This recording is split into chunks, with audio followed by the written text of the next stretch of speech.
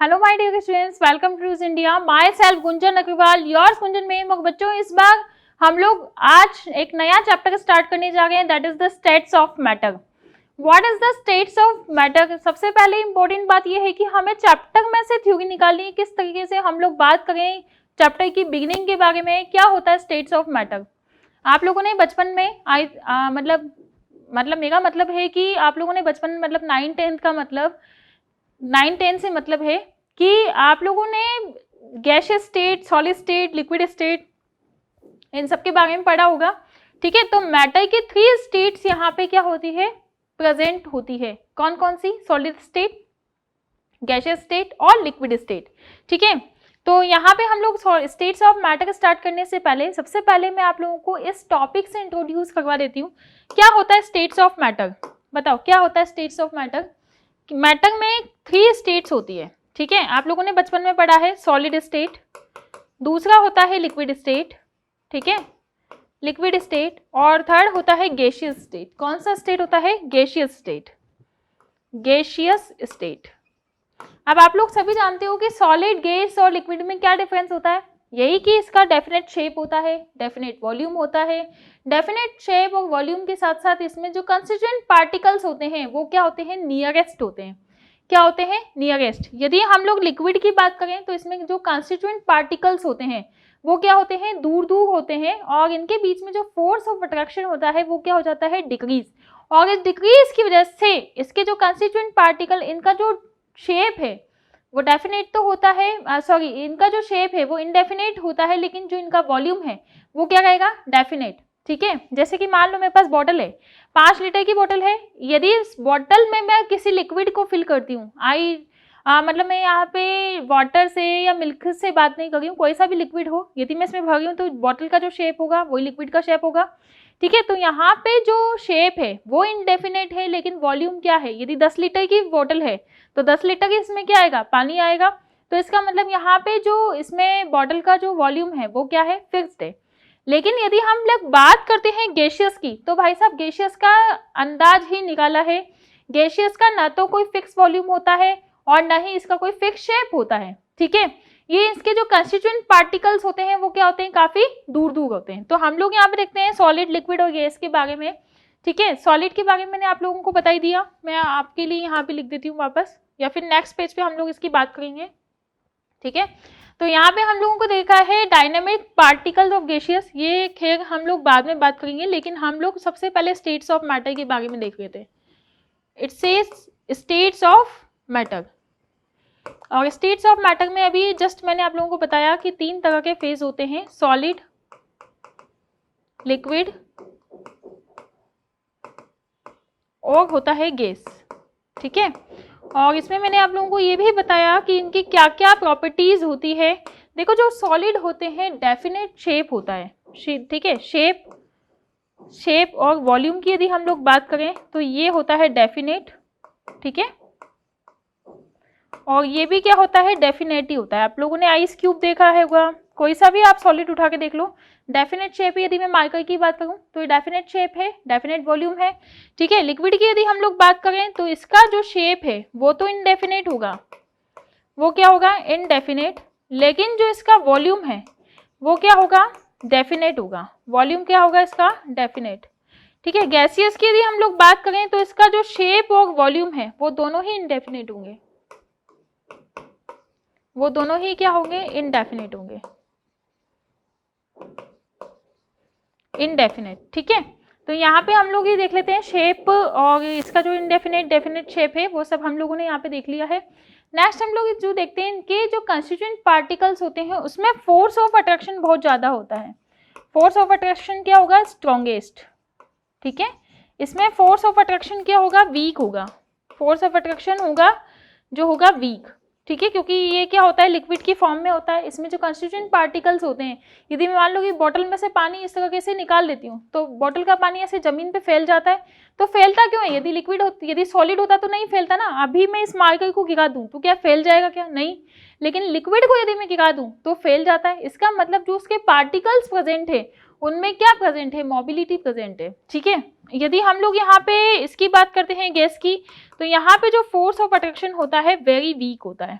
ठीक है, very weak या मान के चलो आप तो होता ही नहीं है। तो यहाँ पे सारी जो इम्पोर्टेंट है वो सारी चीज़ें मैंने आप लोगों को बताई है, लेकिन सॉलिड लिक्विड गैस हमारा पढ़ना यहाँ पे मेन मकसद नहीं है। हम लोग सिर्फ और सिर्फ किसके बारे में इस चैप्टर के अंदर बात करते हैं, सिर्फ और सिर्फ हम लोग गैस के बारे में बात करेंगे। सॉलिड स्टेट का जो चैप्टर है आप लोगों का कंप्लीट चैप्टर क्लास 12th में आएगा। आप लोगों का जो सबसे पहला चैप्टर है that is the solid state, ठीक है। उसके बाद आप लोगों का जो स्टेट आएगा लिक्विड स्टेट, जिसको आप लोग पढ़ोगे क्लास 12 में, कॉलिगेटिव प्रॉपर्टीज और लिक्विड सॉल्यूशन के नाम से। वहाँ पे आपको टोटली पूरा लिक्विड फॉर्म का ही आप लोगों को करवाया जाएगा, जो कि क्लास 12th में आप लोग पढ़ोगे सेकंड चैप्टर में। लेकिन अभी हमें सिर्फ फोकस करना है 11th क्लास के हिसाब से। तो 11th क्लास में आप लोगों के केवल और केवल क्या देखा है, गैसियस स्टेट देखा है।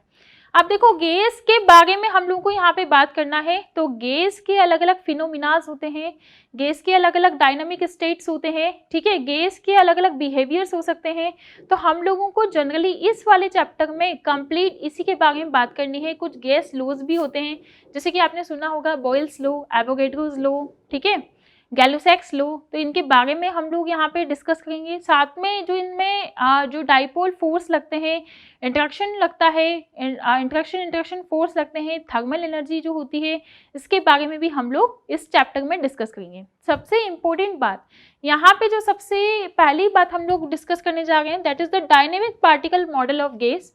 डायनेमिक पार्टिकल मॉडल होता है गैस का, वो किस तरीके से होता है, देखो gaseous substance possesses very small particles. Obviously बात है, जो गैसियस पार्टिकल्स होते हैं इट इज वेरी स्मॉल, ठीक है। इनका यदि मान लो कि साइज बड़ा होता तो आपस में एक दूसरे से क्या करते, कोलाइड करते, टकराते। लेकिन इनका साइज क्या होता है, बहुत ही छोटा छोटा छोटा छोटा होता है, तो आपस में आराम से दूर दूर क्या कर सकते हैं, एक्सपांड कर सकते हैं, फैल सकते हैं, ठीक है। दूसरा यहाँ पे पॉइंट देखा, this particle remains far away from each other and maintains their continuously motion.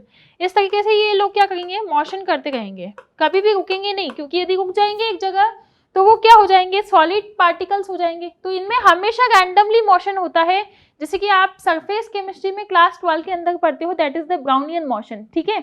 लेकिन गैस का रैंडमली मोशन या किसी भी चीज का रैंडमली मोशन यही होता है यदि पार्टिकल रैंडमली मोशन कर रहा है, जिगजैग पोजीशन में मतलब रैंडमली मोशन कर रहा है। अब देखो इस तरीके से मोशन कर सकता है एक पार्टिकल, ये दूसरा पार्टिकल, ये तीसरा पार्टिकल, इस तरह से भी डायरेक्शन हो सकता है। मतलब डायरेक्शन लेस और डायमेंशन लेस ये क्या करता है, मोशन करता है, किसी भी डायरेक्शन में कर सकता है, ठीक है। तो ऐसे जो पार्टिकल्स होते हैं उनके मोशन को हम लोग क्या बोलते हैं, ब्राउनियन मोशन। तो गैस का जो मॉडल होता है that is the very dynamic motion, ठीक है, मॉडल होता है। और सबसे पहली बात कि इसके जो कंस्टिट्यूएंट पार्टिकल रहते हैं दूर दूर रहते हैं, इस वजह से इसमें जो फोर्स ऑफ अट्रैक्शन है, मतलब जो मॉलिक्यूल या एटम के बीच की जो बॉन्डिंग है, अटैचमेंट है, वो क्या होता है, काफ़ी कमजोर होता है, वीक होता है, ठीक है। तो हम लोग कह सकते हैं कि इनके बीच का जो फोर्स ऑफ अट्रैक्शन है क्या होता है, लो होता है। सेकेंडली हम लोग यहाँ पे मान के चलें, these particle remains far away from each other and maintain their continuous motion. एक कंटिन्यूअसली यहाँ पे क्या होता है, मोशन, ठीक है। हमेशा गैस के पार्टिकल्स क्या करते रहते हैं, मोशन करते रहते हैं। और दूसरी बात ये कि आप लोग ये देखोगे कि इस एटमॉस्फेयर में काफ़ी सारी गैसेस प्रेजेंट हैं। हमेशा गैसियस किसकी फॉर्म में रहती है, एक होमोजीनियस मिक्सचर की फॉर्म में रहती है। अब देखो ऑक्सीजन है, हम लोग सभी ऑक्सीजन रिक्वायर्ड होती है। अभी कोविड की ड्यूरेशन में भी ऑक्सीजन पंप लगा लगा के लोगों को ऑक्सीजन दी है।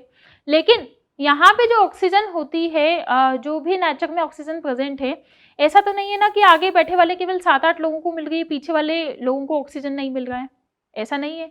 इसका मतलब ये है कि जो ऑक्सीजन के गैस के पार्टिकल्स हैं वो हर जगह पे प्रेजेंट हैं, ठीक है। हर जगह पे प्रेजेंट होने की वजह से ये क्या होते हैं, हर जगह पे प्रेजेंट होने की वजह से क्या करते हैं, रैंडमली मूवमेंट या रैंडमली मोशन करते रहते हैं। सब जगह इक्वली डिवाइडेड है ऑक्सीजन।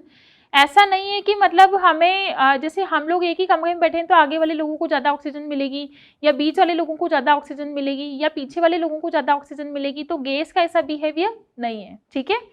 सेकेंडली यहाँ पे जो बात आती है difference between the different particle, जैसे कि मैंने आप लोगों को बोला कि स्टेट्स ऑफ मैटर यहाँ पे 3 तरीके से हम लोग पढ़ते हैं, सॉलिड स्टेट, लिक्विड स्टेट और गैसियस स्टेट। लेकिन सॉलिड और लिक्विड का जो आप डिटेल में पढ़ोगे आप लोग उसे क्लास 12 के अंदर पढ़ते हो।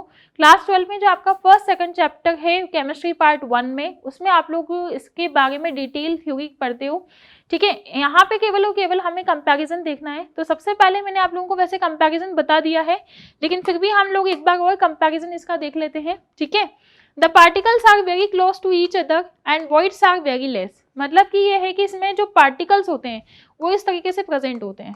ठीक है, इस तरीके से प्रेजेंट होते हैं, तो इनके बीच में ज्यादा स्पेस तो है नहीं। यहाँ पे आप लोग देखो कि जो पार्टिकल्स होते हैं ये दूर दूर होते हैं इस तरीके से। ठीक है, और यहाँ पे जो पार्टिकल्स होते हैं वो तो बहुत ही ज्यादा दूर होते हैं, एक यहाँ होगा, एक यहाँ हो जाएगा, एक यहाँ हो जाएगा, इस तरीके से दूर दूर होते हैं। नेक्स्ट हम लोग यहाँ पे देखते हैं मॉलिक्यूल्स हैव डेफिनेट साइज और डेफिनेट वॉल्यूम। जैसे कि मान लो कि ये कंटेनर है, ठीक है, ये एक सॉलिड है, तो ये इसी की फॉर्म में रहेगा जब तक इस पे कोई एक्सट्रीमली कंडीशन नहीं लगाई जाए। अब देखो एक्सट्रीम कंडीशन से तो कुछ भी हो सकता है, लेकिन यदि मान लो कि मैं सॉलिड को ऐसे नॉर्मली प्रेस कर रही हूँ, तो क्या इसके शेप पे कोई फर्क पड़ रहा है? नहीं। क्या इसके साइज पे कोई फर्क पड़ रहा है? नहीं पड़ रहा। लेकिन यदि मान लो कि मैं इस पे हथौड़ा लाके मार दूं तो ये टूट जाएगा, ब्रेक हो जाएगा। तो एक्सट्रीम कंडीशन में तो कुछ भी हो सकता है, लेकिन नॉर्मल कंडीशन में जो इसका शेप है, जो इसका वॉल्यूम है, वो क्या होता है? डेफिनेट रहता है। ठीक है, नेक्स्ट हम लोग यहाँ पे देखते हैं definite volume but size is not fix. मैंने आप लोगों को पहले ही बताया कि बॉटल में पानी है और इस पानी को यदि मैं ले जाके इस तरह से ढोल दूं, ठीक है, तो वो आसपास क्या हो जाता है? फैल जाता है। तो यहाँ पे इसका जो शेप है वो इनडेफिनेट है। ठीक है, जो जैसे किसी भी बर्तन में आप लोगों ने किसी भी लिक्विड को लिया तो बर्तन का जो शेप होगा वही लिक्विड का शेप होगा। ठीक है, तो यहाँ पे हम लोगों को ये बात ध्यान रखनी है। दूसरा, इसका तो कोई वॉल्यूम और कोई साइज फिक्स ही नहीं है।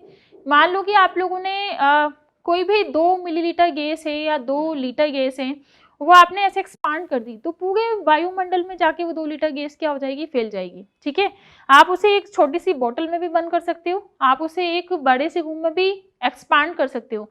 तो जो वहां पे रूम का वॉल्यूम है उसी के अकॉर्डिंग क्या हो जाता है? गैस का वॉल्यूम। इसलिए ना तो इसका वॉल्यूम फिक्स है और ना ही इसका शेप फिक्स है। ठीक है, थर्ड हम लोग देखते हैं particles are vibratory motions. Particle show क्या करते हैं? इसमें सॉलिड स्टेट में वाइब्रेटरी मोशन करते हैं। ठीक है, इसमें मोशन फास्ट होता है, तभी तो कोई चीज, जैसे आप लोग लिक्विड को यदि फैलाओगे तो बहुत तेजी से फैलता है। ठीक है, और यदि हम लोग इसमें देखते हैं पार्टिकल मोशन और ज्यादा फास्ट होता है, इसमें तो पकड़ में ही नहीं आते एक दूसरे के, इतने ज्यादा फास्ट पार्टिकल्स होते हैं। ठीक है, यहाँ पे इसमें यदि हम डिस्टेंस की बात करें तो काफी टाइटली पैक्ड होते हैं, एक दूसरे से मतलब चिपके हुए होते हैं। सभी पार्टिकल्स को पता नहीं ठंड लगी हुई होती है, एकदम चिपके हुए होते हैं। 10⁻⁻8 सेंटीमीटर का डिस्टेंस होता है, तो इसको हम लोग बोलते हैं टाइटली पैक्ड। क्या बोलते हैं इसको? Tightly packed. यहाँ पे हम लोग बोलेंगे तो एवरेज डिस्टेंस, इनके बीच का जो एवरेज डिस्टेंस होता है वो कितना होता है? 10⁻⁻7 से 10⁻⁻5 सेंटीमीटर। और यदि हम लोग इसकी बात करें तो distance is greater than 10⁻⁻5 centimetre. तो यहाँ पे जो डिस्टेंस होता है इसका कितना होता है? बहुत ही मिनिमम डिस्टेंस होता है। क्या होता है? बहुत मिनिमम डिस्टेंस होता है। ठीक है, नेक्स्ट हम लोग यहाँ पे देखते हैं फिजिकल प्रॉपर्टीज ऑफ गैसेस। देखो प्रॉपर्टीज, ये डिफरेंस की बात हो गई, लेकिन हमें यहाँ पे जनरली गैसेस के जो प्रॉपर्टीज है उसी के बारे में पढ़ना है, गैसेस के बिहेवियर के बारे में पढ़ना है, गैसेस किस तरीके से एक्ट करती है उसके बारे में हम लोगों को यहाँ पे डिस्कस करना है। तो सबसे इंपॉर्टेंट बात होती है the gas do not have definite volume and definite shape. ना तो इसका कोई डेफिनेट शेप होता है, ना कोई इसका डेफिनेट वॉल्यूम होता है। देखो मान लो कि मैंने इस गैस में, ये जो मेरे पास बॉटल है इसमें मैंने गैस भरी है 5 मिलीलीटर। ठीक है, तो जरूरी नहीं है कि इस बॉटल का जो वॉल्यूम है वो 5 मिलीलीटर हो। ठीक है, और इसको मैं क्या करती हूँ, इस बॉटल का मान लो वॉल्यूम क्या है? 20 मिलीलीटर है। तो जो बॉटल का वॉल्यूम होगा, जिस कंटेनर में गैस भरी है, उस कंटेनर का जो वॉल्यूम होगा वही क्या हो जाता है? उस गैस का वॉल्यूम हो जाता है। अब मैंने इसके ढक्कन को क्या किया? खोल दिया, और जैसे ही मैं इसको खोलती हूँ वैसे ये गैस पूरे उसमें क्या हो जाती है? एक्सपांड हो जाती है। जैसे कि मान लो मैं रूम में हूँ और रूम में मैंने इस बॉटल के ढक्कन को खोल दिया, तो इसमें क्या भरा हुआ है? गैस। सपोज इसमें हाइड्रोजन गैस भरा हुआ है। ठीक है, मैंने इसको पूरे रूम में क्या कर दिया? एक्सपांड कर दिया। अब क्या होगा? अब ये होगा कि ये जो पूरा रूम का जो वॉल्यूम है उसके बराबर क्या हो जाएगा? गैस का वॉल्यूम हो जाएगा। मतलब अभी तक इसका वॉल्यूम 10 मिलीलीटर था, तो रूम का वॉल्यूम मान लो 500 मिलीलीटर है, तो उसका वॉल्यूम भी क्या हो जाएगा? गैस के वॉल्यूम के बराबर हो जाएगा।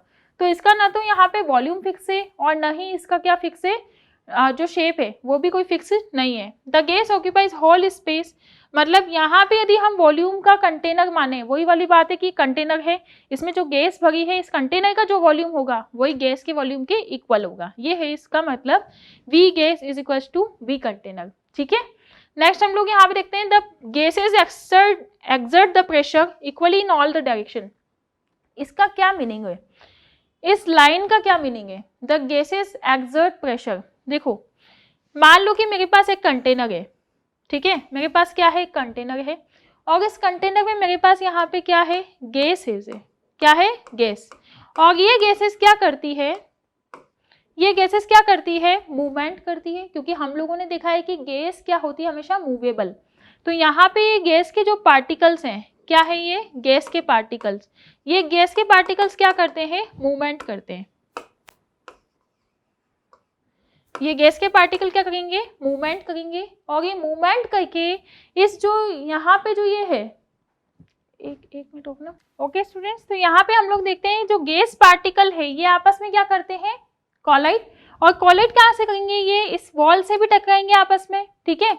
और जैसे ही इस वॉल से टकराते हैं तो यहाँ पे क्या जनरेट हो जाता है, मोमेंटम। ये वॉल क्या देगी इनको, मोमेंटम।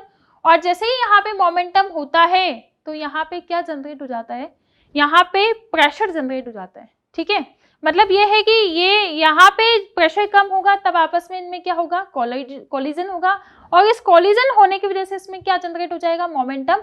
और मोमेंटम जनरेट होने से यहाँ पे जो भी आगे रिएक्शन होगी फर्दर वो जल्दी हो पाएगी।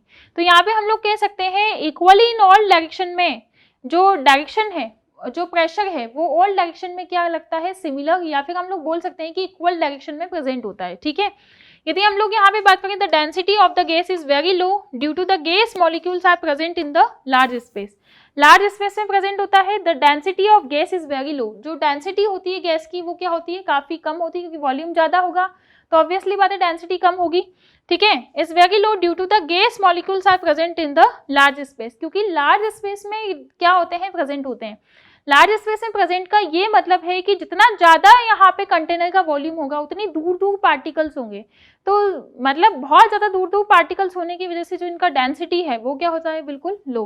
तो हम लोग यहाँ पे देखते हैं, यदि हम लोग डेंसिटी का इसका फॉर्मूला देखते हैं तो क्या होता है, डेंसिटी मास अपॉन वॉल्यूम, क्या होता है, मास अपॉन वॉल्यूम। और यदि यहाँ पे वॉल्यूम बढ़ता है तो डेंसिटी क्या होगी, डिक्रीज। डेंसिटी क्या होती है, डिक्रीज होती है, ठीक है। तो the gas are highly compressible, ये गैस क्या होगी, हाईली कंप्रेसिबल होती है। यदि यहाँ पे P बढ़ता है तो डेंसिटी भी बढ़ेगी और वॉल्यूम क्या हो जाएगा, कम हो जाएगा। तो यहाँ पे हम लोग देखते हैं डेंसिटी बढ़ेगी तो वॉल्यूम क्या हो जाएगा, कम। The gas is expand by heating, यदि मान लो कि यहाँ पे टेम्परेचर हम लोग इसका क्या कर दें, बढ़ा दें।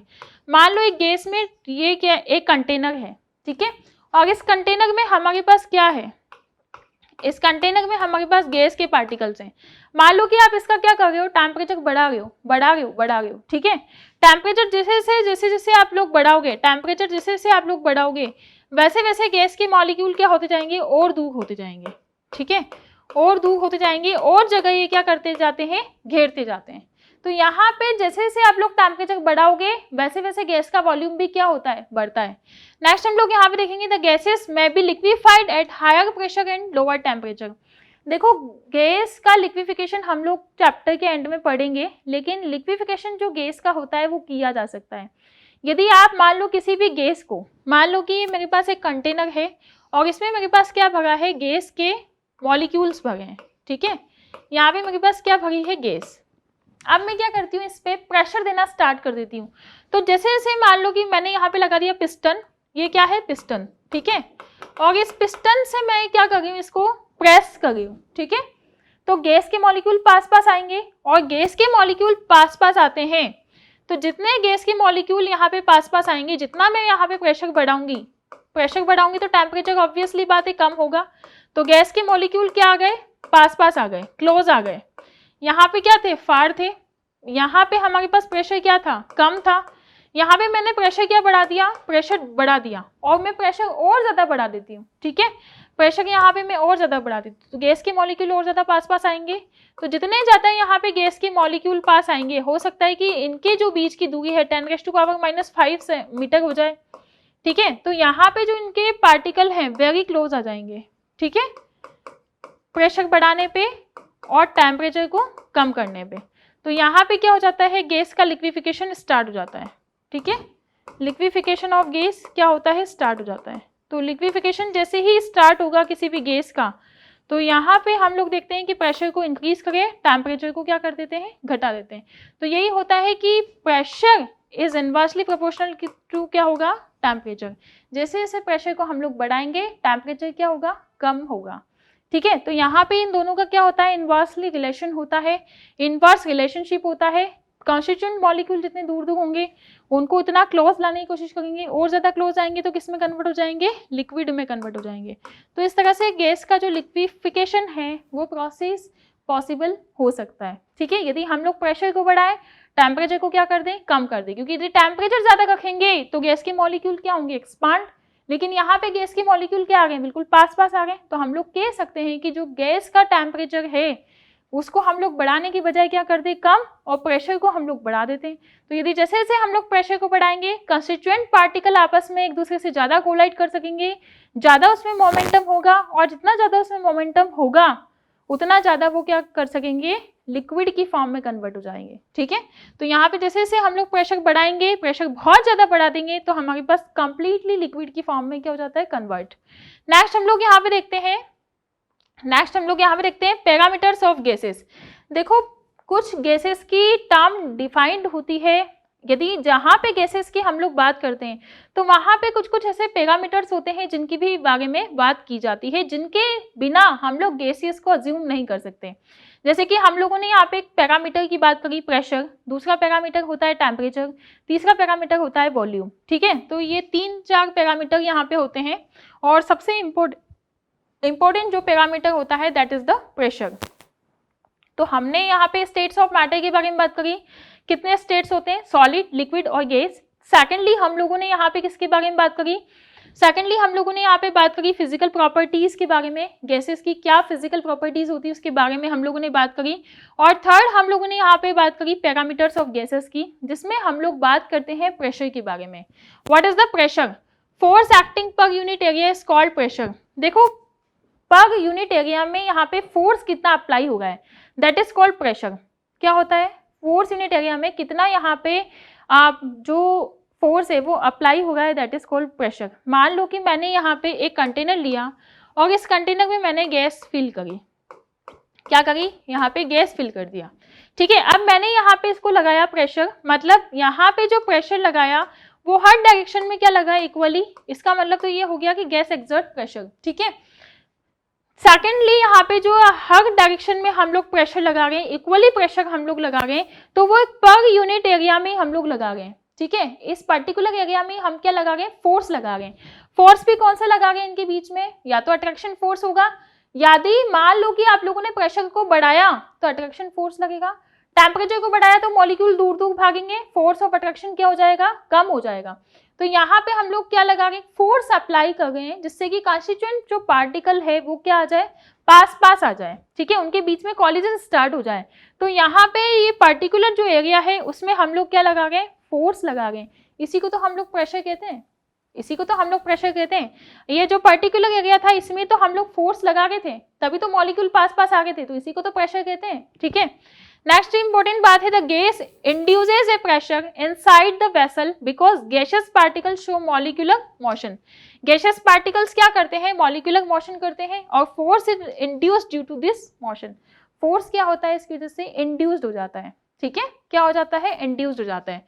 जैसे जैसे जो वेसल है, जो भी हम लोगों ने यहाँ पे वेसल लिया है, यदि इसमें हम लोग प्रेशर लगाते हैं और इक्वली प्रेशर डिवाइडेड होता है, गैस मॉलिक्यूल में जो भी प्रेशर आप लोग लगाओगे इक्वली डिवाइडेड होगा, और यदि वो इक्वली डिवाइडेड है तो यहाँ पे जो भी मॉलिक्यूलर मोशन है ये शो होगा, और जो फोर्स होगा वो क्या हो जाएगा, इंड्यूस हो जाएगा। इंड्यूस्ड का मतलब ये होता है कि जैसे मान लो ये हम लोगों ने प्रेशर लगाया और यहाँ पे गैस का पार्टिकल है, ठीक है, इसके आसपास भी गैस के और भी पार्टिकल्स होंगे। ठीक है, इसके आसपास और भी गैस के पार्टिकल्स होंगे, तो ये गैस के पार्टिकल्स क्या करते हैं, मोशन करते हैं। हाँ, तो बच्चों यहाँ पे हम लोग देखते हैं, देखो प्रेशर क्या होता है, मॉलिक्यूलर मोशन गैसियस पार्टिकल में जो यहाँ पे हम लोग देखें, तो यहाँ पे यदि मान लो कि इसने प्रेशर लगाया इस पर, तो ये दूसरे पार्टिकल पे भी क्या लगाएगा, प्रेशर लगाएगा। इस वाले पार्टिकल पे भी क्या लगाएगा, प्रेशर। इस वाले पार्टिकल पे भी क्या लगाएगा, प्रेशर। इस वाले पार्टिकल पे भी प्रेशर लगाएगा। तो ये एक दूसरे से क्या लगाते हैं, प्रेशर इंड्यूस्ड होता है। यहाँ पे इंड्यूस का मतलब होता है प्रेरित होना, कि एक दूसरे से प्रेशर लगा लगा के किसी और पार्टिकल पे प्रेशर लगाना, फिर वो किसी और पार्टिकल पे प्रेशर लगा गए, फिर वो किसी और पार्टिकल पे प्रेशर लगा गए। तो यहाँ पे जो भी प्रेशर लगा है वो क्या है, इंड्यूस्ड फॉर्म में है। ठीक है। सेकेंडली यहाँ पे जो आता है यूनिट, यदि हम लोग यहाँ पे यूनिट की बात करें, गैसियस यूनिट की, तो सबसे इंपॉर्टेंट इसका यूनिट होता है एटमॉस्फेयर। हम लोग बहुत पुराने जमाने में यूज करते थे 1 एटमॉस्फेयर, मतलब जो एटमॉस्फेरिक प्रेशर होता है वो इसका स्टैंडर्ड यूनिट माना जाता है। किसका, प्रेशर का। तो हम लोग यहाँ पे सबसे पहले इसका यूनिट यूज करते हैं एटमॉस्फेयर, दूसरा हम लोग यूज करते हैं पास्कल, थर्ड हम लोग यूज करते हैं बार, BAR। ठीक है। और हम लोग यहाँ पे यूनिट को यूज करते हैं न्यूटन पर मीटर स्क्वायर। ठीक है। तो यहाँ पे हम लोग देखते हैं 1 एटीएम का मतलब होता है 760 mm ऑफ Hg। यहाँ पे हम लोग लिखते हैं 76 सेंटीमीटर ऑफ Hg, और इसको हम लोग रिप्रेजेंट करते हैं टोर से। किससे रिप्रेजेंट करते हैं, टोर से रिप्रेजेंट करते हैं। नेक्स्ट हम लोग यहाँ पे देखते हैं 1 एटमॉस्फेरिक, और 1 एटमॉस्फेरिक को हम लोग रिप्रेजेंट करते हैं 1.01325 × 10⁵ न्यूटन पर मीटर स्क्वायर, जिसको यदि हम 10⁵ हटा दें तो इसको हम किस में कन्वर्ट कर सकते हैं, पास्कल में। किस में कन्वर्ट कर सकते हैं इसको, पास्कल में। और यदि मान लो हम 1 एटमॉस्फेरिक देखें तो 10⁵ न्यूटन पर मीटर स्क्वायर, जिसको हम लोग लिखते हैं 10⁵ पास्कल, और इसको हम लोग डिटरमाइन करते हैं 1 बार से। किससे डिटरमाइन करते हैं इसको, 1 बार से। ठीक है। तो नेक्स्ट हम लोग यहाँ पे जो सेकंड फैक्टर है दैट इज द टेम्परेचर। और टेम्परेचर क्या होता है, temperature affects the energy of gaseous molecule. मान लो कि कोई सा भी कंटेनर है, ठीक है, उसका आप लोगों ने क्या बढ़ा दिया, टेम्परेचर बढ़ा दिया। तो टेम्परेचर बढ़ाने पे क्या होगा, जितना ज्यादा आप गैस के मॉलिक्यूल्स को टेम्परेचर दोगे उतना ज्यादा गैस के मॉलिक्यूल क्या करेंगे, दूर दूर भागेंगे, और जितने ज्यादा दूर दूर भागेंगे उतनी ज्यादा उनको एनर्जी मिलेगी, उतना ही रैंडमली मोशन करेंगे।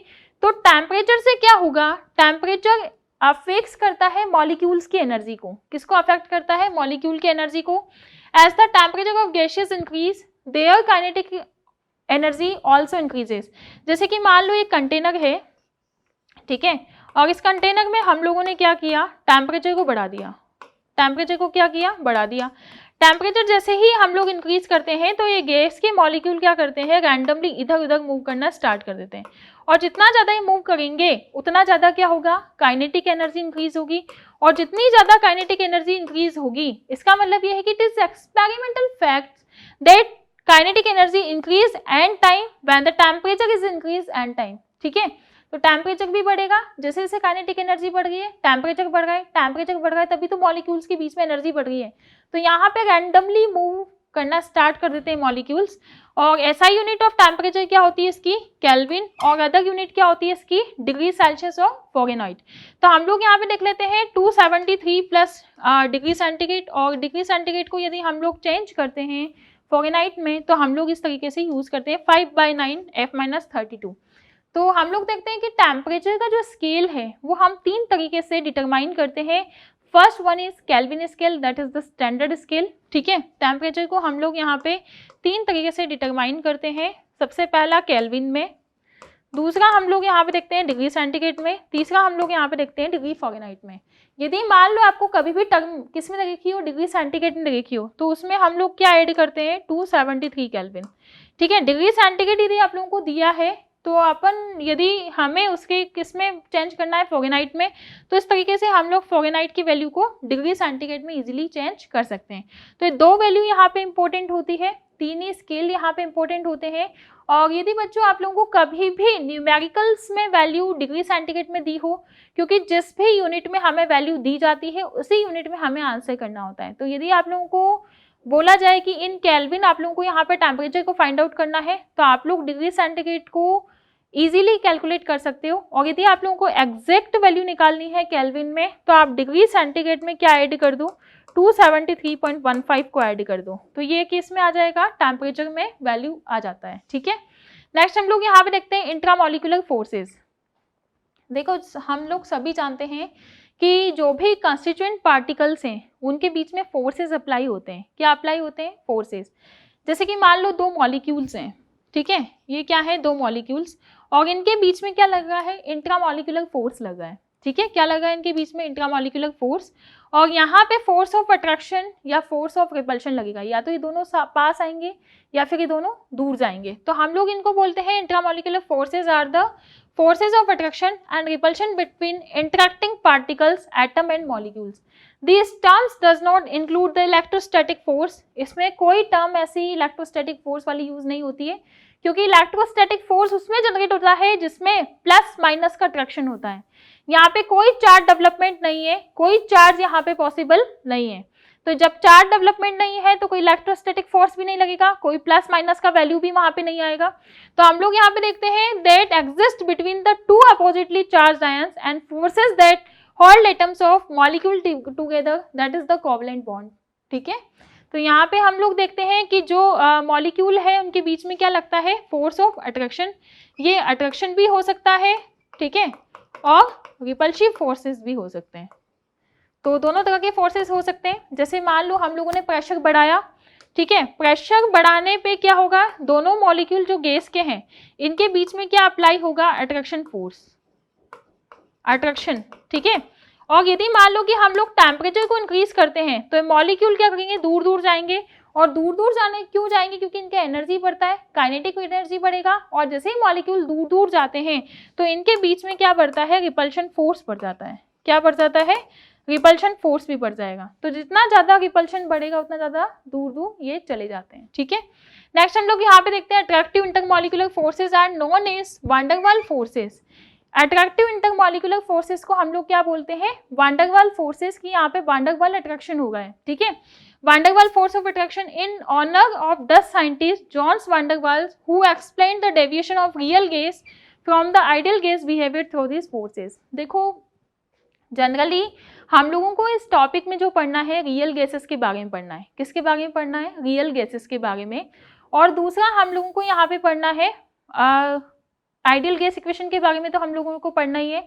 आइडियल गैस इक्वेशन होता है PV = nRT, लेकिन उसके बारे में हम लोग बहुत बाद में यहाँ पे पढ़ते हैं। पहले हम लोग गैसेस लो, इंट्रामॉलिक्यूलर फोर्सेस, थर्मल एनर्जी, इन सारे फैक्टर्स को कवर करने के बाद फिर हम लोग आइडियल गैस इक्वेशन पे जाते हैं। तो जनरली हम लोग बात रियल गैस की करते हैं, क्योंकि नेचर में जो एग्जिस्ट करती है वो रियल गैस करती है। रियल गैसेस का मतलब होता है जो प्रेजेंटली यूनिवर्स में प्रेजेंट है, ठीक है। आइडियल गैस का मतलब होता है जस्ट इमेजिनरी गैसेस की इस तरह का गैस का बिहेवियर होना चाहिए, that is the ideal condition, ठीक है। तो उसको हम लोग बोलते हैं आइडियल गैस। लेकिन जो रियल गैसेस होती है वो आइडियल गैस की तरह भी बिहेवियर कर सकती है। तो की तरह बिहेवियर करने में और एक आइडियल गैस होने में, that is the different in both things. क्योंकि एक्चुअल में जो कोई होता है दूसरा कोई उसकी तरह बिहेव करने की कोशिश करता है, both are the different things, ठीक है। इनमें जमीन आसमान का अंतर होता है। तो हम लोग बोल सकते हैं कि जो रियल गैसेस होती है वो रियल में एग्जिस्ट करती है, लेकिन ideal gas doesn't exist in the universe. या फिर हम लोग बोल सकते हैं इस जो नेचर है इसमें प्रेजेंट नहीं होती आइडियल गैसेस, ठीक है।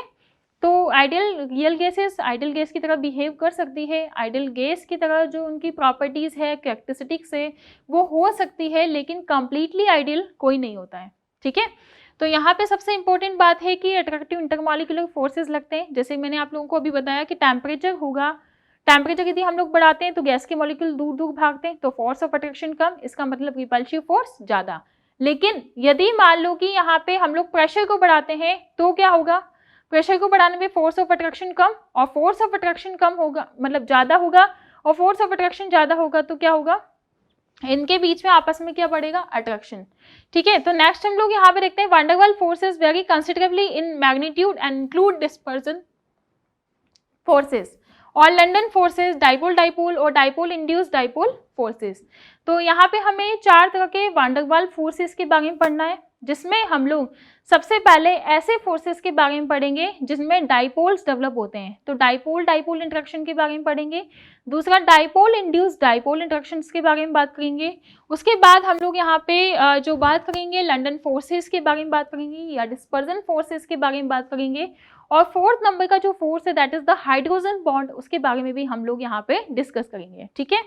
तो सबसे पहला intramolecular forces, what is the intramolecular force, क्या होता है इंट्रामॉलिक्यूलर फोर्स?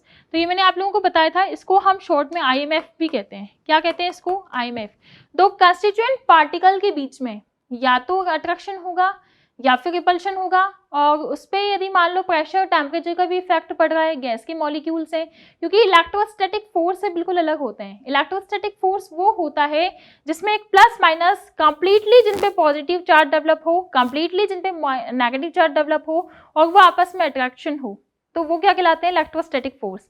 लेकिन जिसमें पोलैरिटी डेवलप हो जाए, जिसमें डाइपोल डेवलप हो जाए, उसको हम लोग बोलते हैं, जिसमें partially positive partially negative charge develop हो जाए, ऐसे कंडीशन को हम लोग बोलते हैं इंट्रामॉलिक्यूलर फोर्सेस या फिर आईएमएफ।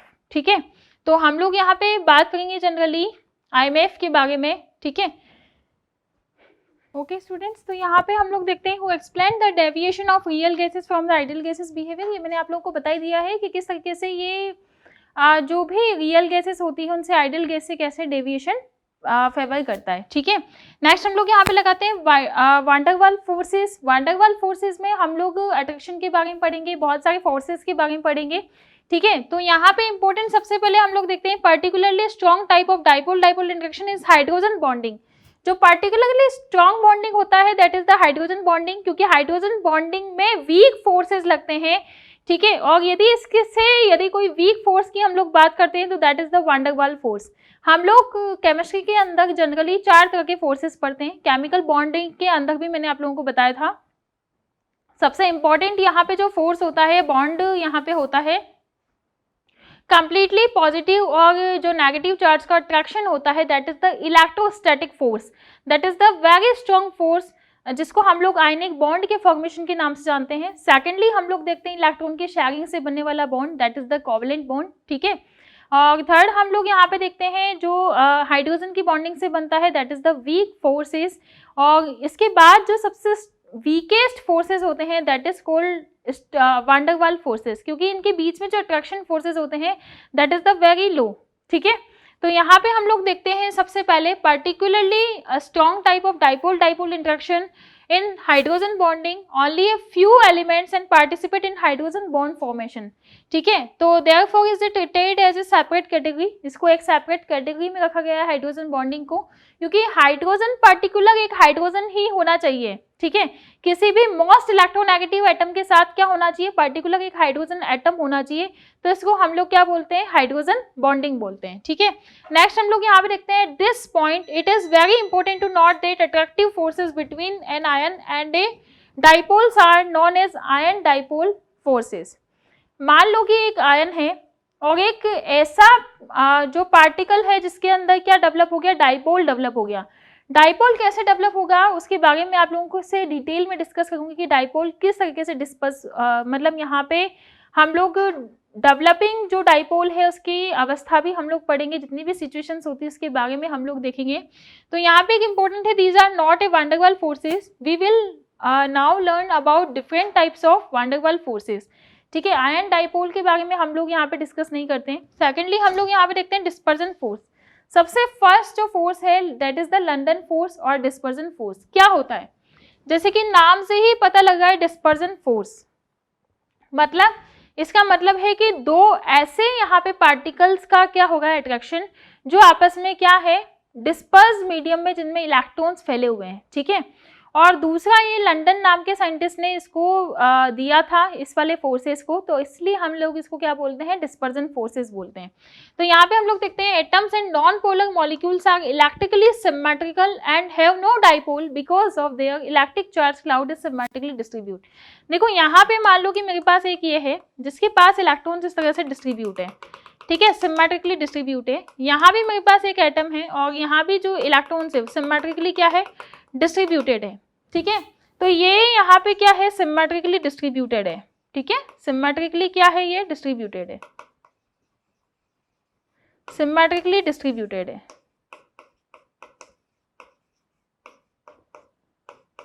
ठीक है, सिमेट्रिकली डिस्ट्रीब्यूटेड है। तो ऐसे जो पार्टिकल्स होते हैं उसमें हम लोग डिस्पर्जन फोर्स या लंदन फोर्सेस के बारे में बात करेंगे, जिसमें फिलहाल कोई डाइपोल अभी डेवलप नहीं है, लेकिन इसमें डाइपोल तो डेवलप होंगे बिकॉज क्योंकि यहाँ पे अपन देखें तो एटम में क्या प्रेजेंट होते हैं? क्या प्रेजेंट होते हैं, न्यूक्लियस। न्यूक्लियस पे क्या होता है, हमेशा पॉजिटिव चार्ज, क्योंकि न्यूट्रॉन तो क्या हो गया, न्यूट्रल, बचा क्या उस पे, पॉजिटिव चार्ज, और उसके आसपास जो इलेक्ट्रॉन्स है सिमेट्रिकली डिस्ट्रीब्यूटेड है। तो ये जो पॉजिटिव चार्ज है ये किससे अट्रैक्ट होगा, इस वाले माइनस चार्ज से अट्रैक्ट होगा, और ये जो पॉजिटिव चार्ज है इस वाले माइनस से अट्रैक्ट होगा। अब आप लोग बोलोगे कि मैम इसके अंदर जो इलेक्ट्रॉन्स है उससे तो ये, उसके ऊपर तो कोई इफेक्ट ही नहीं पड़ रहा, जबकि ये भी तो आपस में क्या है, नेगेटिवली चार्ज और पॉजिटिवली चार्ज पार्टिकल्स हैं। लेकिन यहाँ पे ऐसा नहीं होता है, ठीक है। जो सेम एटम का इलेक्ट्रॉन है वहाँ पे कुछ रेडियल सरफेस भी होती है, कुछ ऐसा पार्ट भी होता है जहाँ पे इलेक्ट्रॉन्स नहीं पाए जाते हैं, ठीक है। तो काफ़ी सारी चीज़ें हम लोगों ने एटॉमिक स्ट्रक्चर के अंदर भी डिस्कस की थी। सबसे इंपॉर्टेंट बात जो यहाँ पे होती है, atom and non polar molecules are electrically symmetrical, ये मैंने आप लोगों को बता दिया, इलेक्ट्रिकल सिमेट्रिकल होते हैं, और have no dipole moment because their electronic charge cloud is symmetrically distributed. तो डाइपोल में develop momentarily even in such atoms and molecules, this can be understood as follows. Suppose यहाँ पे दो एटम्स हैं जो कि क्लोज है एक दूसरे के, बिल्कुल क्लोज है, ठीक है। इन दोनों के बीच का जो डिस्टेंस है वो बहुत कम है, डिस्टेंस यूं मान के चलो कि बहुत कम डिस्टेंस पे ये अवेलेबल है, डिस्टेंस इसका बहुत कम है यहाँ पे, और ये पॉजिटिव चार्ज क्या करेगा, इसके पास वाले जो यहाँ पे इलेक्ट्रॉन्स है उनको अपनी तरफ अट्रैक्ट करेगा, क्योंकि प्लस और माइनस की तो टेंडेंसी होती है एक दूसरे को अट्रैक्ट करना। यहाँ भी जो पॉजिटिव चार्ज है वो यहाँ पे सिमेट्रिकली जो डिस्ट्रीब्यूटेड इलेक्ट्रॉन है उनको क्या करेगा, अट्रैक्ट करेगा, और जैसे ही यहाँ पे अट्रैक्शन फोर्स जनरेट होगा तो यहाँ पे हमारे पास क्या जनरेट हो जाते हैं, डाइपोल डेवलप हो जाते हैं। इस तरीके से जो प्लस चार्ज है वो एक तरफ चला जाएगा, जो माइनस चार्ज है वो एक तरफ हो जाएगा, तो इलेक्ट्रॉन की डेंसिटी किधर की साइड ज्यादा हो जाएगी, एक तरफ, और पॉजिटिव चार्ज किधर आ जाएंगे, इधर की साइड आ जाएंगे, ठीक है। क्योंकि इन्होंने क्या किया इसको अट्रैक्ट, तो पॉजिटिव चार्ज को अपनी तरफ खींच लिया, क्योंकि इलेक्ट्रॉन की डेंसिटी ज्यादा है, और इलेक्ट्रॉन की डेंसिटी ज्यादा है तो पॉजिटिव चार्ज को क्या करेंगे, अपनी तरफ इजीली अट्रैक्ट कर लेंगे। लेकिन यहाँ पे आप लोग देखोगे जो पॉजिटिव चार्ज है यहाँ पे भी ज्यादा स्ट्रॉन्ग चार्ज है, तो ये सारे के सारे इलेक्ट्रॉन्स को क्या कर लेगा, अपनी तरफ खींच लेगा। तो यहाँ पे हमारे पास जो चार्जेस हैं वो इस तरीके से डेवलप हो जाते हैं। मान लो कि ये ए मॉलिक्यूल का डाइपोल है और ये वाला भी क्या है, बी मॉलिक्यूल का डाइपोल है, ठीक है, बी मॉलिक्यूल का डाइपोल है, ठीक है। अब यहाँ पे हमारे पास सवाल ये उठता है कि इन दोनों के बीच में अट्रैक्शन फोर्सेस कैसे होंगे। तो आप लोग यहाँ देखो कि ये बी मॉलिक्यूल है, ठीक है। अब हम ए मॉलिक्यूल की बात करें तो हम लोग हमेशा डाइपोल का डायरेक्शन किधर से किधर की तरफ दर्शाते हैं, लो डेंसिटी से हाई डेंसिटी की तरफ। तो लो डेंसिटी कहाँ पे है, पॉजिटिव चार्ज जहाँ पे इलेक्ट्रॉन नेग्लिजिबल है, इलेक्ट्रॉन प्रेजेंट ही नहीं है, तो वहां पे डेंसिटी क्या है इलेक्ट्रॉन्स की, नेग्लिजिबल। तो हम लोग जो डाइपोल का डायरेक्शन है वो इस डायरेक्शन में इसको क्या करते हैं, दर्शाते हैं, ठीक है, शो करते हैं। और इस वाला भी जो डायरेक्शन होगा इसका भी डायरेक्शन डाइपोल का कैसा होगा, इस तरीके से होगा, ठीक है। तो यहाँ पे हम यदि ए और बी मॉलिक्यूल में अट्रैक्शन फोर्स को दिखाएं या यहाँ पे हम लोग इंट्रामॉलिक्यूलर फोर्स को दिखाएं तो किस तरीके से दिखाएंगे। देखो यहाँ पे मेरे पास क्या है, इलेक्ट्रॉन, यहाँ पे मेरे पास क्या है, पॉजिटिव चार्ज। ये इलेक्ट्रॉन का यदि मैं डाइपोल यहाँ पे दिखाऊं तो इस तरीके से मैं दिखा सकती हूँ, इसका डाइपोल दिखा सकते हैं ना हम इस तरीके से। और यहाँ पे मैं इलेक्ट्रॉन रखूंगी, इधर की साइड इलेक्ट्रॉन रखूं। आप देखो जो भी पॉजिटिव चार्ज है उसने किसको अट्रैक्ट किया है, किसको अट्रैक्ट किया है, अपोजिट चार्ज को अट्रैक्ट किया है, ठीक है। तो यहाँ पे हम इसके पास क्या रखेंगे, इलेक्ट्रॉन्स, और यहाँ पे हम क्या रखेंगे, पॉजिटिव चार्ज। तो इस तरीके से हो जाएगा कि ये बिल्कुल, और इन दोनों के बीच में जो डाइपोल है वो इस तरीके से हो जाएगा, लो डेंसिटी से हाई डेंसिटी की तरफ। इसका मतलब यहाँ पे डाइपोल इस तरीके से डेवलप हो जाएगा, और यदि इस तरीके से डाइपोल यहाँ पे डेवलप हुआ है तो अट्रैक्शन फोर्सेस क्या होंगे, बढ़ेंगे। अट्रैक्शन फोर्सेस क्या होंगे, बढ़ेंगे। और जैसे जैसे यहाँ पे अट्रैक्शन फोर्सेस बढ़ेगा तो इन दोनों के बीच में क्या होगा, दोनों के बीच में क्या आएंगे, दोनों बहुत ज्यादा क्लोज आ जाएंगे। इंट्रामॉलिक्यूलर फोर्स ऑफ अट्रैक्शन यहाँ पे क्या होगा, बढ़ेगा। तो यहाँ पे हमारे पास बेसिकली जो कंडीशन होगी है वो ये है कि यहाँ पे फोर्स ऑफ अट्रैक्शन क्या होगा, बढ़ रहा है। मान लो कि मैं इन दोनों को दूर ले जाती हूँ वापस से, तो वापस अपनी अपनी सिमेट्रिक कंडीशन में आ जाते हैं। लेकिन जब तक एक दूसरे के पास रहेंगे इनमें अट्रैक्शन फोर्सेस क्या रहेगा, लगता रहेगा, ठीक है। तो यहाँ पे हम लोग देखते हैं, it may so happen that momentarily electric charge distribution in one of the atom such A becomes unsymmetrical. ये क्या हो गया, अनसिमेट्रिकल। पहले ऐसे थे सिमेट्रिकल, अब क्या हो गए, अनसिमेट्रिकल। देखो ना, एक तरफ इलेक्ट्रॉन्स हो गए, एक तरफ पॉजिटिव चार्ज हो गया, कभी ऐसा देखा है, लेकिन यहाँ पे हो गया। तो ये क्या है, अनसिमेट्रिकल डिस्ट्रीब्यूशन है। क्या बोलते हैं इसको, अनसिमेट्रिकल डिस्ट्रीब्यूशन, अनसिमेट्रिकल डिस्ट्रीब्यूशन बोलते हैं, ठीक है, अनसिमेट्रिकल डिस्ट्रीब्यूशन बोलते हैं। नेक्स्ट हम लोग यहाँ पे देखते हैं, देखो the charge cloud is more on one side than another, तो यहाँ पे जो चार्ज क्लाउड है वो क्या हो जाते हैं, एक साइड हो जाते हैं, ठीक है।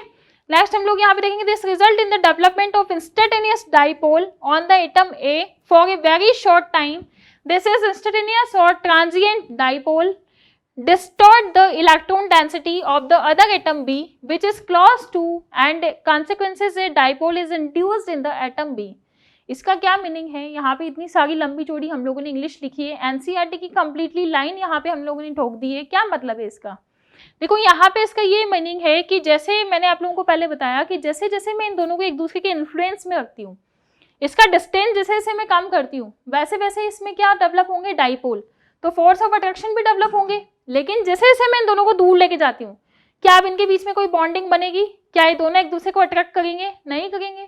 और यदि ये एक दूसरे को अट्रैक्ट नहीं करेंगे तो क्या इनमें डाइपोल डेवलप होंगे, नहीं होंगे। तो इसलिए इसको क्या बोलते हैं हम, इंस्टेंटेनियस डाइपोल, मतलब ऐसा डाइपोल जो इंस्टेंटली क्या हुआ है, डेवलप हुआ है, इंस्टेंटली क्या हुआ है, डेवलप हुआ है।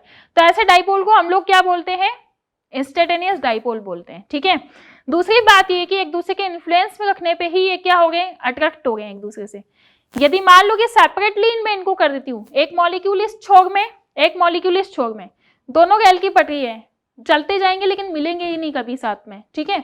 तो यहाँ पे हम लोग क्या करेंगे, इसको यदि दोनों को सेपरेटली हम रखते हैं तो कोई मीनिंग ही नहीं है, लेकिन यदि दोनों को पास लाते हैं तो ही इन दोनों में क्या होता है, इंड्यूजन होता है, इंड्यूस्ड करते हैं एक दूसरे को, ठीक है। यदि इन दोनों का कांटेक्ट ही मैं खत्म कर देती हूँ, नो कांटेक्ट रूल में चले जाते हैं दोनों, तो क्या होगा, कोई डाइपोल यहाँ पे डेवलप नहीं होगा, कोई अट्रैक्शन फोर्सेस यहाँ पे नहीं लगेंगे। तो हम लोग इसको बोलते हैं कि क्या होता है, इंस्टेंटेनियस डाइपोल डेवलप होते हैं, डिस्टेंस डिपेंडेंट होते हैं। क्या होते हैं, डिस्टेंस डिपेंडेंट। तो यहाँ से एक और हमारे पास टर्म निकल के आता है, they are the distance dependent, ठीक है, डिस्टेंस पे डिपेंड कर गए। और ये क्या है, इंस्टेंटेनियस डाइपोल है, क्या है, इंस्टेंटेनियस डाइपोल, इंस्टेंटेनियस डाइपोल है। जब तक पास रहेंगे, जब तक आपस में इनमें डाइपोल डेवलप होगा, जैसे ही दूर जाएंगे वापस अपनी सिमेट्रिक पोजीशन में आ जाते हैं। तो यहाँ पे एक और इम्पोर्टेंट पॉइंट है कि जो फोर्स ऑफ अट्रैक्शन इनके बीच का क्या हो जाता है, बढ़ जाता है। फोर्स ऑफ अट्रैक्शन इनके बीच का क्या होगा, बढ़ जाएगा। यदि ये क्लोज है, if they are close to each other, they are close to each other. तो यहाँ पे दो इंपॉर्टेंट पॉइंट है याद करने के, ठीक है। याद क्या करना है इनको, ये तो मतलब सेल्फ अंडरस्टूड चीजें हैं कि यदि मान लो कि सिमेट्रिक पोजीशन में कोई था, ठीक है, उसको अपने बहुत पास ला गए, तो इनके बीच में एक डाइपोल डेवलप हो गया। डाइपोल जब तक रहेगा जब तक ये दोनों पास रहेंगे, जैसे ही दूर ले गए वापस इनमें वापस सिमेट्रिकल पोजीशन आ जाएगी।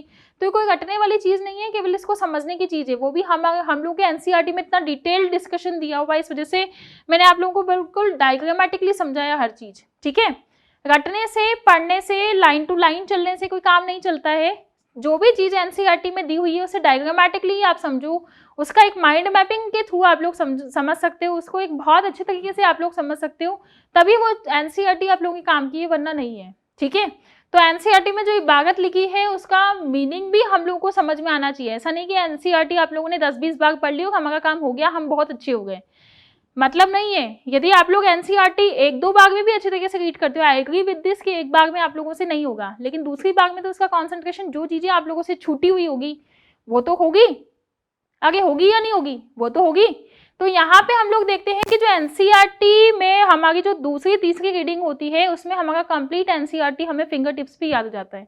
यदि हम एक उसे अप्रोच के साथ पढ़ते हैं, एक बहुत ही प्रॉपर स्ट्रैटेजी के साथ पढ़ते हैं, तो ये एनसीईआरटी हमारे लिए यूजफुल है, वरना नहीं है। एनसीईआरटी की इबारत है फिर, ठीक है। तो एनसीईआरटी को भगवत गीता जब बोलेंगे हम लोग, जब हम लोग उसे एक तरीके से पढ़ते हैं, प्रॉपर स्ट्रेटेजी के साथ पढ़ते हैं, हर एक चीज को हम बिल्कुल डायग्रामेटिकली, फ्लो चार्ट्स के थ्रू, बिल्कुल माइंड मैपिंग के थ्रू हम लोग क्लियर करते हैं चीजों को, तभी हम लोग एनसीईआरटी में आगे हो सकते हैं, ठीक है। तो दूसरी इंपॉर्टेंट चीज है आप लोगों के लिए, क्योंकि यदि आप लोग इन लाइनों को पढ़ोगे तो आप लोगों को नींद आने लग जाएगी, फैक्ट बात बता रही हूँ। इन लाइनों को पढ़ने से कोई मतलब नहीं है जब तक आप लोगों को उनका मतलब समझ में नहीं आता है, ठीक है। तो कोई मतलब नहीं है, कितना घटोगे, कितना घटेंगे हम किसी भी चीज को। नेक्स्ट हम लोग यहाँ पे देखते हैं, देखो सबसे इंपॉर्टेंट जो हमारा हो गया ट्रांजिएंट डाइपोल डेवलप हो गया, इंस्टेंटेनियस डाइपोल डेवलप हो गया। यहाँ पे जो टर्मिनोलॉजीज होती है दे आर वेरी कॉमन, क्योंकि जैसे मान लो कि जेई मैन के एग्जाम में या जेई एडवांस के एग्जाम में या नीट के एग्जाम में या आप लोगों के सीबीएसई के एग्जाम में, किसी भी एग्जाम में, ठीक है, यदि आप लोगों के कोई स्टैंडर्ड बुक है और स्टैंडर्ड बुक का जो कॉम्पिटिशन है वो एक एनसीईआरटी से है, ठीक है, तो जो आप लोगों का स्टैंडर्ड बुक में दिया हुआ है उसके कंपैरिजन में दी एनसीईआरटी में कुछ अपोजिट लाइन भी दी हुई है, तो एनसीईआरटी को हमेशा सही माना जाता है। तो एनसीईआरटी ही यहाँ पे आप लोगों को फॉलो करनी है, हर चीज़ एनसीईआरटी के अकॉर्डिंग आप लोगों को मतलब रूल के अकॉर्डिंग ही चलना है, एनसीईआरटी से अलग हटके हम लोगों को नहीं चलना है, ठीक है। तो आप लोग बेसिकली अभी सीबीएसई 11th क्लास में हो, लेकिन आप लोगों के लिए एनसीईआरटी बहुत इंपॉर्टेंट है, क्योंकि ड्रॉपर बैच के बच्चों को भी समझ में नहीं आता है कि बेसिकली हम एनसीईआरटी में पढ़े कैसे, कैसे उसको रीड आउट करें, कैसे हम लोग इसको पढ़ें, ठीक है। तो यहाँ पे इंपॉर्टेंट चीज है the temporary dipoles of atom A and B attract each other, similarly temporary dipoles are induced in molecules also. This force of attraction was proposed by the German physicist Fritz London, ठीक है। तो ये London का एक एक ये scientist था, ठीक है, उसने ये फोर्स ऑफ अट्रैक्शन के बारे में हम लोगों को बताया। दूसरा पॉइंट कि this reason force of attraction between two temporary, तो टेम्पररी फोर्स ऑफ अट्रैक्शन है, दोनों एक दूसरे के पास है तब तक अट्रैक्टेड है, दूर गए तो व्हाट्सएप टेलीग्राम पे भी कोई मतलब नहीं, नो कॉन्टैक्ट टूल में चले गए, ठीक है। तो ये यहाँ पे इंपॉर्टेंट चीज़ है कि ये क्या होता है, टेम्पररी इफेक्ट होते हैं, टेम्पररी। तो ये सारे के सारे जो पॉइंट्स है आप लोगों को याद रखने हैं, बिल्कुल समराइज वे में आप लोगों को सारी चीज़ें याद करनी है, ठीक है। नेक्स्ट हम लोग यहाँ पे देखते हैं, इसमें ये एटम ए है, ये एटम बी है, सिमेट्रिकली डिस्ट्रीब्यूशन दिखाया गया है इलेक्ट्रॉनिक चार्ज का। यहाँ पे क्या है, पॉजिटिव चार्ज, बीच में क्या होता है, पॉजिटिव चार्ज ही होता है किसी भी पार्टिकल के, और आसपास क्या होता है, इलेक्ट्रॉन्स का सिमेट्रिकल डिस्ट्रीब्यूशन होता है। क्या होता है, इलेक्ट्रॉन्स का सिमेट्रिक डिस्ट्रीब्यूशन होता है। तो हम इस तरीके से इसको यहाँ पे देख सकते हैं। दूसरा point, atom A with instantaneous dipole, more electron density on the right hand side, and atom B with induced dipole. देखो यहाँ पे इस तरीके से जो लोअर डेंसिटी है उससे हायर डेंसिटी की तरफ क्या करेंगे, डाइपोल हम लोग दिखाते हैं। क्यों, क्योंकि यहाँ पे तो इलेक्ट्रॉन की डेंसिटी ज्यादा है ना, सारे के सारे यहाँ पे पॉजिटिव डायरेक्शन में चले गए, इधर नेगेटिव डायरेक्शन आ गया, इधर पॉजिटिव इधर नेगेटिव, ठीक है। तो यहाँ पे हम लोग देखते हैं राइट हैंड साइड में इलेक्ट्रॉन की डेंसिटी क्या है, ज्यादा है। राइट हैंड साइड किधर वाला, इधर वाला। इस वाले मॉलिक्यूल के लिए बात करें तो अनसिमेट्रिकल डिस्ट्रीब्यूशन हो गया, इधर भी अनसिमेट्रिकल हो गया, मैंने भी अभी आप लोगों को यही बताया था, ठीक है, इस तरीके से। नेक्स्ट हम लोग यहाँ पे देखते हैं, इसमें जो डायरेक्शन है वो इस तरीके से भी हो सकता है, लेकिन पॉजिटिव के सामने पॉजिटिव मत लेना, नहीं तो वापस में एक दूसरे को रिपल्शन करेंगे, ठीक है। पॉजिटिव के सामने हमेशा क्या लाओगे, नेगेटिव पार्ट लाओगे। तो ये क्या होता है, symmetric distribution, atom A more electron density on the left hand side and atom B with the induced dipole. तो डिस्पर्जन फोर्स और लंदन फोर्सेस बिटवीन एटम्स, ठीक है। नेक्स्ट हम लोग यहाँ पे देखते हैं dipoles known as London forces, इनको लंदन फोर्सेस भी कहा जाता है, डिस्पर्जन फोर्सेस भी कहा जाता है। फोर्सेस आर ऑलवेज अट्रैक्टिव, क्योंकि अट्रैक्शन होगा, प्लस और माइनस के बीच में क्या होगा, अट्रैक्शन। इधर तो क्या है, इलेक्ट्रॉन की डेंसिटी, और यहाँ पे क्या है, पॉजिटिव चार्ज, तो यहाँ पे क्या क्या है, माइनस माइनस चार्ज है, और माइनस किसको अट्रैक्ट करता है, हमेशा प्लस को। तो यहाँ पे अट्रैक्टिव फोर्स लगा है। Interaction energy inversely proportional to 6 distance, क्योंकि डिस्टेंस डिपेंडेंट है, तो हम लोग यहाँ पे बोल सकते हैं कि जो इंट्रैक्शन एनर्जी है, इनके बीच की जो इंट्रैक्शन एनर्जी है वो किसके इनवर्सली प्रोपोर्शनल होती है, किसके इनवर्सली प्रोपोर्शनल होगी, 1/r6 के इनवर्सली प्रोपोर्शनल होगी। Where r is the distance between two particles, r क्या होता है, टू पार्टिकल के बीच का डिस्टेंस, और these forces are important only at short distance, मतलब 500 पिकोमीटर के आसपास होता है, and their magnitude depends on the polarizability of particle. ये मैग्नीट्यूड क्या होता है, पोलराइजेबिलिटी को डिपेंड करता है, ठीक है। नेक्स्ट हम लोग यहाँ पे देखेंगे डाइपोल फोर्सेस के बारे में। तो बच्चों ये हम लोग नेक्स्ट लेक्चर में देखेंगे डाइपोल फोर्सेस के बारे में। आज मैंने आप लोगों को गैसेस के बारे में पढ़ाया, गैसेस की इंपॉर्टेंट कैरेक्टरिस्टिक्स क्या होती है उसके बारे में हम लोगों ने डिस्कस किया। स्टेट्स ऑफ मैटर में जनरली हम गैसेस के बारे में यहाँ पे डिस्कस करना है, उसके बारे में हम लोगों ने पढ़ा, और हमने यहाँ पे अट्रैक्शन फोर्सेस कितने टाइप के हो सकते हैं, कितने अट्रैक्शन फोर्सेस होते हैं, उसके बारे में हम लोगों ने पढ़ा। ओके स्टूडेंट्स, तो आज के लेक्चर में इतना ही। Thank you so much.